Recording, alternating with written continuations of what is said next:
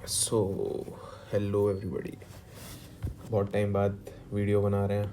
थोड़ा गायब हो गए थे क्योंकि मज़ा सा नहीं आ रहा था, बट ठीक है, मजबूर हो गया वीडियो बनाने के लिए, एक पर्सपेक्टिव बताने के लिए, अंदर की चीज़ें क्या चल रही हैं, बाहर से क्या चल रहा है, क्या सीन है। तो अभी बहुत सारा ट्रॉमा चल रहा है, स्ट्रेस चल रहा है ना। बेसिकली सट्टा चल रहा है कि क्या होगा, कैसे होगा, किस तरीके से होगा, कैसे चीज़ें बेटर होंगी। सब अपने अपने एफर्ट्स लगा रहे हैं, बट अल्टीमेटली जो चीज़ होनी चाहिए उस पर कोई बात नहीं कर रहा है। ठीक है, everybody wants to raise their voice, है ना, but they don't want to exercise the remedies available with them. ठीक है, तो शुरू करते हैं। बहुत छोटी वीडियो है, बहुत ज़्यादा वो नहीं। ठीक है, तो एसएससी हैज़ बीन कॉम्प्रोमाइज़ हो चुका है कमीशन। ठीक है, इंफ्रास्ट्रक्चर वाइज भी, software wise, hardware wise, and top to bottom everything has been compromised. Primary reason यही है कि इंफ्रास्ट्रक्चर नहीं है। इंफ्रास्ट्रक्चर क्यों नहीं है, किस वजह से है, ये इतनी दिक्कत इस बार क्यों हुई। पिछले 4-5 साल से टीसीएस करा रहा था, कोई प्रॉब्लम नहीं हो रहा था, उसका रीज़न है। तो इस बार वेंडर चेंज करना था कमीशन को, तो कमीशन ने बिड निकाली थी दिसंबर में। तो दिसंबर में जब उन्होंने बिड निकाली थी तो ये 3 नाम आए थे, एक एडिक्विटी, एक एनएसईआईटी, एक टीसीएस। तो इन 3 लोगों ने जनवरी में बिड फाइल करी थी। तो सबसे बाद में जो बिड फाइल हुई थी वो टीसीएस की हुई थी 1/5 पे। इनकी सुबह हो गई थी, इनकी 12:56 पे, और उसके 10 मिनट बाद पे टीसीएस की बिड फाइल हुई। ठीक है, ये सारा प्रोसेस हो गया, फिर सारी चीज़ होगी। बट फिर जब टेंडर का रिज़ल्ट आया था प्रॉब्ली ये 20 फरवरी को, 20 फरवरी 2025 ये टेंडर आईडी है। ठीक है, अब इसमें 2 चीज़ें जो मांगी गई थी, तो एसएससी ने जो भी ये किया था, 1,60,000 बच्चों का टेंडर मांगा था इन तीनों एजेंसीज से कि आप बताओ, 1,60,000 नहीं, 1.6 करोड़। तो तो बेसिकली पूरे रिक्रूटमेंट में वो इतने बच्चों का उनको एग्ज़ाम कराना है। शायद ये 1 साल का ही है कि 1 साल के अंदर 1,60,00,000 बच्चों का टेंडर आप कैसे कैसे कराओगे। तो उस पर दो दो चीज़ों पे कमीशन ने बिड मांगा था, एक है ऑपरेशनल कॉस्ट और एक है कॉस्ट ऑफ वेन्यू। तो ऑपरेशनल कॉस्ट पे ये बिड है, ये एडिक्विटी है, ये टीसीएस है, और ये एनईसीआईटी है। एनईसीआईटी को अभी हम डिस्कस नहीं करते क्योंकि वो हमारा लोकस नहीं है, इसको अभी हटा दो। तो मेन हमारे एडिक्विटी एंड टीसीएस है। सबसे पहले हम डिस्कस करते हैं वेन्यू 46 एंड 25। एडिक्विटी टीसीएस से पैसा डबल चार्ज कर रहा है, पर वेन्यू आपके सामने है, कैसे कैसे वेन्यूज़ पे पेपर करा रहा है। ठीक है, कैसे कैसी, मतलब टोटली पैथेटिक एंड एकदम ख़त्म सेंटर्स हैं वो। ठीक है, जहाँ से एग्ज़ाम्स हो रहे हैं। कुछ कुछ हैं ऐसे सेंटर्स जो टीसीएस के भी कॉमन थे एंड इनके भी कॉमन है, वहाँ पे जैसे तैसे पेपर हो पा रहा है। बट जो नई लैब्स हैं उसका रीज़न यही है कि भाई जो लैब्स हैं वो टीसीएस वाली है ही नहीं, है ना। इनकी कोई प्रॉपर लैब्स नहीं है, इनके कोई प्रॉपर टाइप्स नहीं है, इनका कोई प्रॉपर वो हिसाब नहीं है। इन्होंने रिक्रूटमेंट कराई है, बट ये इनका, आप ये सोचो कि ये टीसीएस से डबल पैसा चार्ज कर रहा है, उसके बावजूद they are not able to conduct the exam properly. ठीक है, अब टीसीएस 25 रुपये क्यों चार्ज करता होगा, उसके 2 रीज़न है। जो टीसीएस का IDZ है, IIM डिजिटल जोन, ठीक है, इसके पैन इंडिया जितनी भी लैब्स हैं वो सारी इनकी अपनी लैब्स हैं। कुछ इनकी लॉन्ग टर्म लीज पे है, कुछ इन्होंने सेंटर्स खरीदे हुए हैं, और कुछ पे इनका पार्टनरशिप बेसिस पे होता है। तो ये इनका मॉडल है टीसीएस का। अब इसलिए टीसीएस 25 रुपये में कराता है क्योंकि उसका अपना प्रॉपर जोन है। तो ठीक है, लीज पे है, जो भी है, they have a proper contract, और उसके हिसाब से ही हैज़ द इंफ्रास्ट्रक्चर कि वो 25 रुपये में भी एग्ज़ाम करा पा रहा है। ठीक है, जो मेजर डिफरेंस है ना, वो मेजर डिफरेंस ये है कि 125 रुपये और 286 रुपये, 125 और 286, ठीक है, लगभग लगभग 160 रुपये का फ़र्क है। ये 160 रुपये आपका फ्यूचर कॉम्प्रोमाइज़ कर रहा है। इस 160 रुपये में जो हमें चीज़ें नहीं मिल रही हैं, एक तो सबसे पहले ट्रेंड स्टाफ, ठीक है, हमें सिक्योरिटी नहीं मिल रही है, तीसरी चीज़, प्रॉपर टाइम पे एग्ज़ाम कंडक्ट नहीं हो पा रहा है। चौथी चीज़, इंफ्रास्ट्रक्चर और कोई सुनवाई करने वाला नहीं है। क्यों? टीसीएस के पास क्या थे, टीसीएस के पास जब भी एग्ज़ाम होता है टीसीएस के अपने एम्प्लॉयज़ होते हैं, फिर उनका स्टाफ होता है जो एग्ज़ाम कराता है, फिर एसएससी के एम्प्लॉयज़ होते हैं, और इसके ऊपर एक सुपरवाइज़र भी होता है जो एग्ज़ाम कंट्रोलर होता है। ऐसा एडिक्विटी में अभी तक तो कहीं पे भी एक्सपीरियंस हुआ नहीं है। फेज़ के भी पेपर हो गए, स्टेनो के भी पेपर हो गए, ठीक है, कहीं पे भी ऐसा दिखा नहीं है कि इस तरीके से पेपर हो रहा हो। उसका रीज़न ये है कि ये इन्होंने जो 125 रुपये की कॉस्टिंग निकाली है ना, इसमें गधे घोड़े गवार सेंटर्स पे आ गए हैं। उनको बस ये बोल दिया ये पेपर होना चाहिए कैसे भी करके, आप बच्चों को डराओ धमकाओ, आपका काम है पेपर कराना। आपका काम ये इंश्योर करना नहीं है कि पेपर फेयरली हो जाए, ठीक है। कोई उससे किसी को कोई मतलब नहीं है, ठीक है।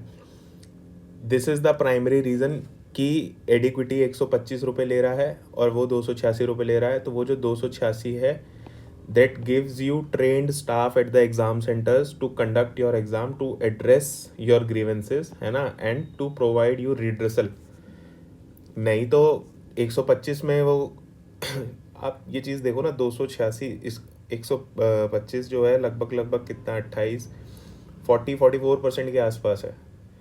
तो आधे से भी कम रेट में एडिक्विटी करा रहा है। तो उसका रीज़न क्या है? वो कॉस्ट कटिंग आप पे खेल रहा है।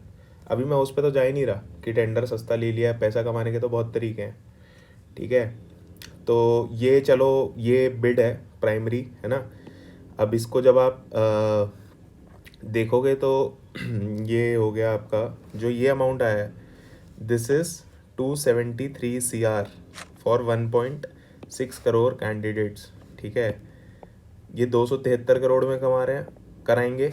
इन्होंने लगभग लगभग 500 करोड़ का टेंडर दिया था, और इसको अभी हम डिस्कस नहीं कर रहे हैं, ठीक है।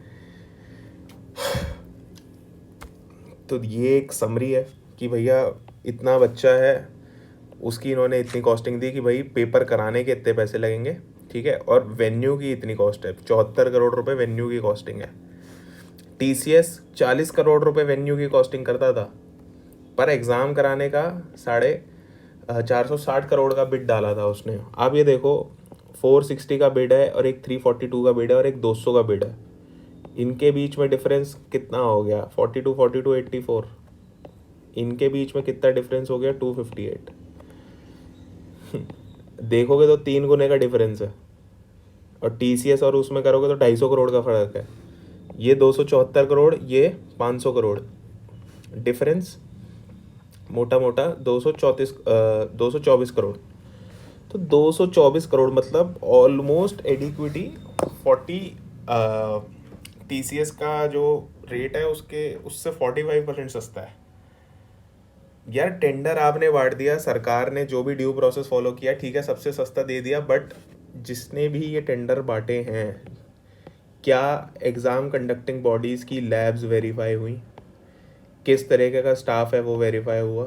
किस तरीके का इंफ्रास्ट्रक्चर है वो वेरीफाई हुआ?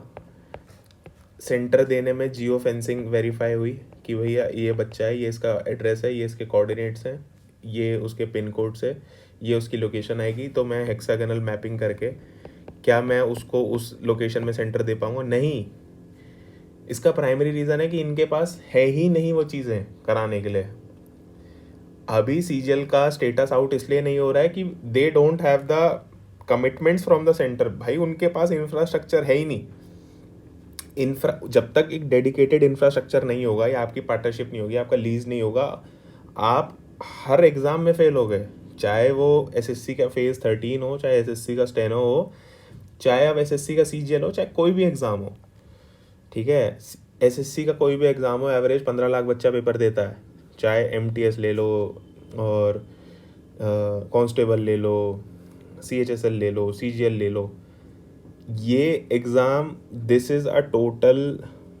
अब आपकी मेहनत को लक्ष्य से क्वांटिफाई कर दिया गया है, ठीक है। अरे आप हमसे 100 रुपये ले रहे हो यार, आप 300 रुपये ले लो ना, कम से कम आप हमें एक लेवल प्लेइंग फील्ड तो दो, ठीक है। तो this the system has collapsed, ठीक है। एंड ये मेजर है इंफ्रास्ट्रक्चर में, हमने सारी बातें कर ली, क्या सीन है, क्या रीज़न है, किस वजह से नहीं हो पा रहा है। सॉफ्टवेयर जितना मुझे अभी पता चला है, पहले शायद MS ऑफिस पे पेपर वगैरह सेट होता था और वो स्क्रीन पे सेट होता था, अब वो भारत ओएस पे हो रहा है। अब भारत ओएस है, इंटरफेस चेंज है, पता नहीं जूम का इशू है, क्या इशू है, जो एस्पेक्ट रेशो है सॉफ्टवेयर की वो उससे कंपैटिबल नहीं है। मतलब it's a totally pathetic, non tested, ठीक है, random shit that has been applied to play with the future of so many aspirants. ठीक है, तो सॉफ्टवेयर हार्डवेयर हार्डवेयर प्रॉपर तो जब होगा ना, जब लैब्स प्रॉपर होंगी, और लैब्स प्रॉपर जब होंगी जब उनमें एग्ज़ाम होते होंगे। बच्चों के इंटरव्यूज़ आए कि सिक्योरिटी गार्ड बता रहा है ये लैब तो अभी 1 हफ्ते पहले ही पेंट वेंट होके रेनोवेट होके बस चालू कर दिया। ठीक है, तो वो अब पता नहीं कितने पुराने कीबोर्ड्स हैं, क्या है क्या नहीं है। आप प्री दे भी दोगे, आप मेंस में बैठोगे, आपका टाइपिंग भी है। अगर आपको ये लग रहा है ना यार ठीक है कोई नहीं मेरा तो हो गया, भैया आप Tier 1 में सबसे पहले तो आपका एग्ज़ाम हो जाए, सबसे बड़ी बात वो है। आपका सिस्टम क्रैश ना हो, उससे बड़ी बात वो है। फिर आपको पूरा टाइम आपको मिल जाए, रफ शीट मिल जाए, आपको एग्ज़ाम के बीच में डिस्टर्ब ना करा जाए, फिर उससे ऊपर वो प्रोसेस है। ठीक है, चलो जैसे तैसे आप Tier 1 निकाल लोगे, Tier 1 के बाद फिर Tier 2 है। Tier 2 में तो 1.25 घंटे बिल्कुल फोकस्ड। ठीक है, सिस्टम बंद हो गया, चेंज हो गया, सब एवरीथिंग वुड बी कॉम्प्रोमाइज्ड। ठीक है, फिर स्किल टेस्ट है आपका, फिर आपका टाइपिंग है। तो अगर आपको सोच रहे हो ना कि यार इन सब चीज़ों से तो मैं तो किस्मत से निकल जाऊंगा, don't be in a fools paradise. किसी ना किसी स्टेज पे कॉम्प्रोमाइज़ हो गए आप अगर किसी स्टेज पे कॉम्प्रोमाइज़ हो गए तो आपका तो कट गया ना। अगर आपको ये लग रहा है कि यार जो हो रहा है होने दो, मुझे कोई फ़र्क नहीं है, फ़र्क नहीं पड़ता या परवाह नहीं है, तो भाई आप भी शिकार हो गए सिस्टम के।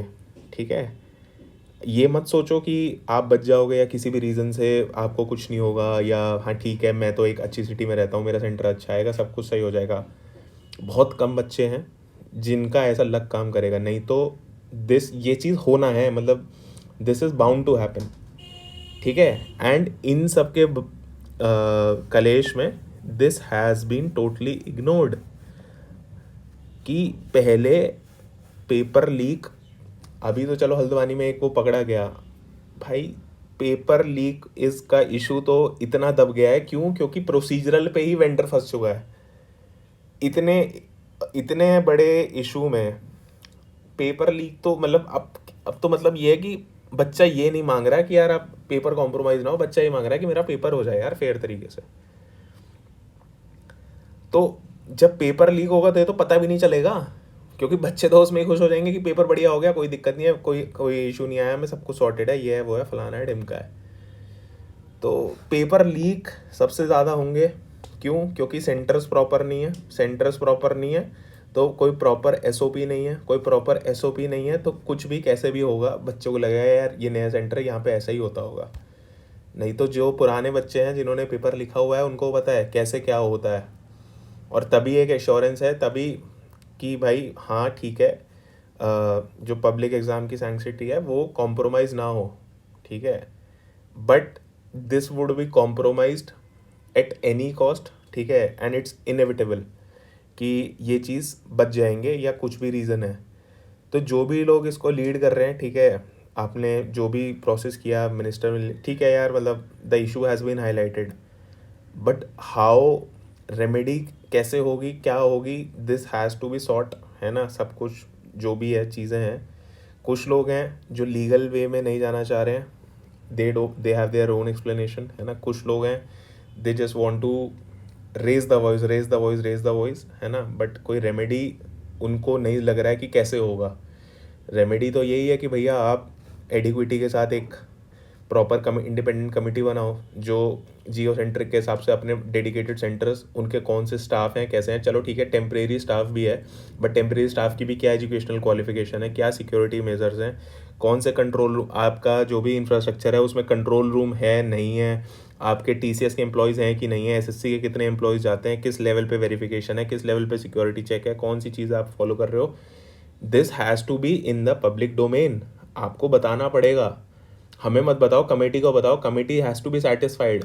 यू कैन, आप रैंडमली पेपर नहीं करा सकते कि हाँ ठीक है जहाँ पे जाओ जैसे भी बस जाके बैठाओ, क्योंकि ऐसे ऐसे बच्चों के पब्लिक टेस्टिमोनियल्स आ रहे हैं कि दे आर सेइंग कि इन्विजिलेटर पेपर लिख रहा है, लिख रहा है। तो दिस ये चीज़ें बहुत गंदी होने वाली है, मतलब this would be utterly nasty, ठीक है। तो जितना मेरे को समझ आता है, ठीक है, प्रॉपर सोल्यूशन तो यही है कि जितनी भी चीज़ें हैं, जितना भी डेटा है, जहाँ पे भी ये चीज़ें कॉम्प्रोमाइज़ हुई हैं, we have to collate them, है ना, कोलेट करके सबको सब साथ मिलके we have to file writ petition in the supreme court, है ना।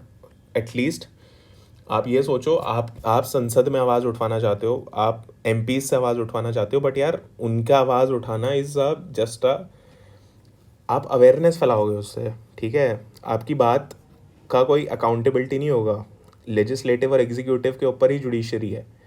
अगर उनका कोई एक्शन, उनका कोई टेंडर या उनका कोई प्रोसेस फ्लॉड है तो that has to be ordered by the top court to be implemented, ठीक है। अभी मैं क्वेश्चंस और उन पे तो जा ही नहीं रहा हूँ, अभी हम बेयर मिनिमम पे बात कर रहे हैं, ठीक है। तो जिसको लग रहा है कि रेस करना, यार संसद में मुद्दा उठेगा क्या होगा, बहस हो जाएगी, ठीक है। इतने इश्यूज़ पे बहस हो जाती है, क्या हो जाता है, ठीक है। आपको ये चीज़ समझनी पड़ेगी कि व्हाट इज़ इन्फोर्सेबल, ठीक है। आपकी अगर फंडामेंटल राइट वॉलेट हो रही है या कुछ भी वॉलेट हो रहा है, then you have to move to the court. Issue raise करना, आंदोलन करना और गवर्नमेंट को रिड्रेसल करना, ये सारी चीज़ें ठीक हैं, but these are the initial steps before going to the court. वो आपने कर दिया है। अगर आप इस चीज़ को डेफर करोगे तो आप कहीं ना कहीं अपने जो जिस कॉज के लिए आप लड़ना चाहते हो उसको ही डिले करोगे, ठीक है। एंड आप लोग बच्चों से मेच्योरिटी एक्सपेक्ट करते हो, आप लोगों की मेच्योरिटी कहाँ चली जाती है। आप पब्लिक प्लेटफॉर्म पे आके एक टीचर दूसरे को गाली दे रहा है, ठीक है, एक टीचर दूसरा रील बना रहा है तो गाली कर रहा है। एक टीचर रील बना रहा है, वो उसको कह रहा है कि यार मैं इन्फॉर्मेशन स्प्रेड कर रहा हूँ, दूसरा टीचर उसको एक्यूज़ कर रहा है कि तू कोर्स बेच रहा है, तुझे फेम चाहिए, ये चाहिए, वो चाहिए, फलाना चाहिए, ढिमका चाहिए। तो फिर मतलब इधर फिर हमें ही लड़ने दो ना, या फिर आपको अगर आपने ठेकेदारी ली है तो फिर ठेकेदारी सही से लो, ठीक है। एंड जो भी जितने भी स्टेक होल्डर्स हैं, ठीक है, टीचर्स होने चाहिए, बट मतलब जो भी चीज़ करनी है उसमें स्टूडेंट रिप्रेजेंटेटिव भी होने चाहिए जो कैंडिडेट्स हैं, ठीक है। और ताकि बच्चों को पता चले कि हाँ यार टीचर जिसके लिए फ़ाइट कर रहा है वो सही चीज़ के लिए कर रहा है कि नहीं कर रहा है ना। और फिर हमें जुमला नहीं चाहिए यार। बाकी हम तो ठीक है, आप लोगों ने फ़ाइट इनिशिएट करी है तो शायद बेटर ही होगा, नहीं तो एनीवे सफ़र होगा ये सिस्टम, ठीक है। और जब ये कोलैप्स होगा, ठीक है, प्रॉपर कोलैप्स होगा, मीडिया में आ जाएगा, सुप्रीम कोर्ट सो मोटा करेगा, या कुछ ना कुछ बच्चे हैं जो कोर्ट पहुंचेंगे, तो रेमेडीज़ मिलेंगी। बट ये है कि अगर आपको प्रॉपर चैनल और एक प्रॉपर हिसाब से जाना है देन आपको इसको फिगर आउट करना पड़ेगा, ठीक है। और जितने भी स्टेक होल्डर्स हैं जो इसमें अपनी अकाउंटेबिलिटी और ओनरशिप ले रहे हैं, ठीक है, तो इट्स इम्पॉर्टेंट कि जो भी करना है थोड़ा टाइम बाउंड मैनर में करो, ठीक है। सीजीएल हो या ना हो, अभी लग तो मुश्किल रहा है, आज 7 तारीख हो गई है, 10 दिन पहले स्टेटस आउट हो जाता है। तो इधर ये जितने भी बच्चे हैं अगर उनको सबको अपनी उनकी सिमिलर सिटी में अकोमोडेट कर रहे हैं तो ठीक है, दे हैव द राइट, वो 8 कल या परसों तक भी सिटी इंटीमेशन दे के पेपर करा सकते हैं। बट अगर ऐसा नहीं है तो ठीक है, चांसेस है कि पेपर पोस्टपोन भी होगा। तो बट ये है कि जो पढ़ रहा है अपना पढ़ते रहो, बट भक्त मत बनो, ठीक है। समझो चीज़ों को मेच्योरली और फिर उस पर काम करो। बाकी जो बच्चे अपनी लड़ाई लड़ रहे हैं 23 में 24 में, वो अपनी इंडिपेंडेंट लड़ाई लड़ रहे हैं, तो बच्चा लड़ लेता है यार। ये मत सोचो कि आप टीचर्स हमारे साथ नहीं आओगे तो बच्चा कुछ नहीं कर पाएगा, ऐसा नहीं है, ठीक है। तो चलो ठीक है, this was the short video. जिसको लग रहा है चीज़ें ठीक हो जाएंगी, चीज़ें ठीक नहीं होंगी, यहाँ से चीज़ें ख़राब ही होनी है, ठीक है। उसका प्राइमरी रीज़न ये है कि जिस रेट में टीसीएस कराता है उससे आधे से भी कम में, आधे से थोड़ा सा ज़्यादा एडिक्विटी करा रहा है, ठीक है। जो वेन्यू कॉस्ट है, जो 25 रुपये में टीसीएस आईडीजेड की लैब देता है, वो 46 रुपये में भी वेन्यू नहीं दे पा रहा है एडिक्विटी। और जो ट्रेन स्टाफ 286 में आता है वो 185 में आप एक्सपेक्ट कर लो क्या आएगा, ठीक है। एंड फिर जो ये फाइनल समरी है कि ये 274 करोड़ रुपए हो गए, ठीक है, और ये 500 करोड़ रुपए हो गए। अब ये एक्सपेक्ट करो अगर ये इससे 225 करोड़, 225 छोड़ो, 462 भी हो गया, तो एवरेज दोनों की कॉस्ट लगाओगे तो 450 करोड़ हो गई। तो उससे कितना 150 और 250 करोड़ रुपए कम कर रहा है। तो अब आप इतने समझदार होने चाहिए हो कि ऐसे अगर इतने कम रेट में दे रहा है, ठीक है, तो कुछ तो रीज़न होगा ना, इतने कम रेट में चैरिटी करने तो आया नहीं अगला, ठीक है, तो पैसा कहाँ कहाँ बट रहा है, कैसे कैसे बट रहा है, किस किस तरीके के धंधे होंगे, ठीक है। तो पैन इंडिया पे ये चीज़ है। And what they are doing is they are creating the new normal, जहाँ पे ऐसे रबिश और शेडी सेंटर्स होना वुड भी ठीक है यार, एडिक्विटी गया हो सकता है ऐसा ही होगा, और वहाँ पे फिर चल रहा होगा स्कैम दबा के, ठीक है। तो दिस वॉज ऑल अबाउट कि जो उम्मीद में है कि हाँ चीज़ें ठीक होंगी, कुछ ठीक नहीं होने वाला जब तक है ये प्रॉपर रेमेडीज़ नहीं आएंगी, ठीक है। ये लड़ाई की शुरुआत है, बट लड़ाई की शुरुआत में 50 साल मत लगा देना, जो भी करना है फटाफट करो। कोर्ट जाना है कोर्ट जाओ, नहीं जाना मत जाओ।